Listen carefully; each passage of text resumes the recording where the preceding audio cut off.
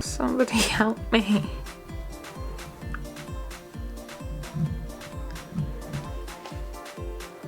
So as a lot of you might know, there were two things I was wanting to do with my life. I was going to be doing YouTube alongside them. One was going into the army, and the other one was working at this job in Italy, which I've had queued up for about a year. And it was all go. It was like, yes, absolutely, coming over, you know, we want you here, everything like that.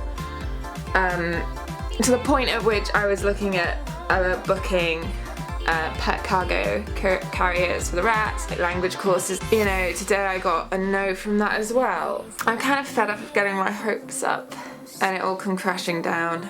And it makes me question everything I want to do in life. It makes me question the skills I already have. It makes me question whether, you know, I should be getting other skills or branching out into other things that I enjoy, like beauty or something. And I feel like I just needed time to regroup. I'm also now 2 months through my antibiotics, my 3-month antibiotics course, and I'm feeling rough, is the nice way to put it. I've got a backup teaching job, which is now just going to help support me financially. Other than that, I now do have YouTube, and that's become my priority now. I've got so much reward from, like, personal reward from it. And also just meeting people on YouTube and like watching your guys' stuff and reading your comments and seeing your videos and you commenting on my videos and everything. And it's a wonderful little community. There's a couple of like YouTube companies, like either production studios or like overarching producer companies that I'd love to work for one day, and that's what I'm now going for. So if content is running a bit late, it's because I want all the content on my channel to be good quality. I don't want in the future like me to go like, check out my channel, and someone actually checks out my channel and goes, so we saw this video, and for me to sit there and go, that was the shit one.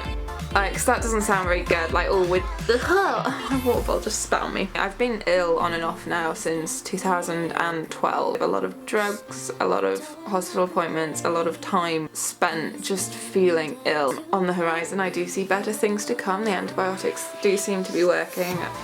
I haven't had like a repeat infection for a few weeks now, and whilst the antibiotics themselves are taking it out of me, I do feel like once I'm off those I'll be better. It's that sort of thing of like the medicines can sometimes make you feel just as crap. YouTube, fitness, bring some money in so I can afford stuff, because I'm getting fed up of denying myself everything, every little thing, and it's finally got to the stage where I'm like, you know what, if being ill for 5 years isn't a rainy day, then when the fuck is a rainy day?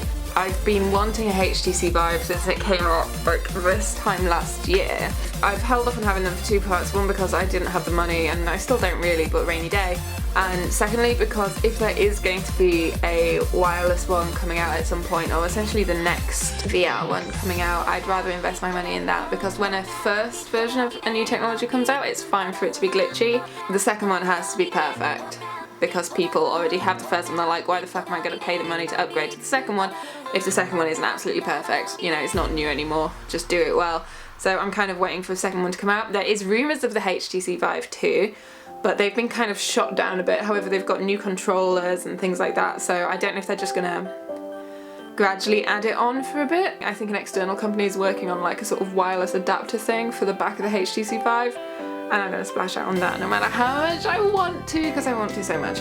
I've got a few games that myself and Jenny have stored up. I've got a few games that I've stored up that I need to crack on and edit. I'm so behind on the vlogs. I'm so very sorry. This is going to go up as a standalone thing, pretty unedited, and then I'll get back on track.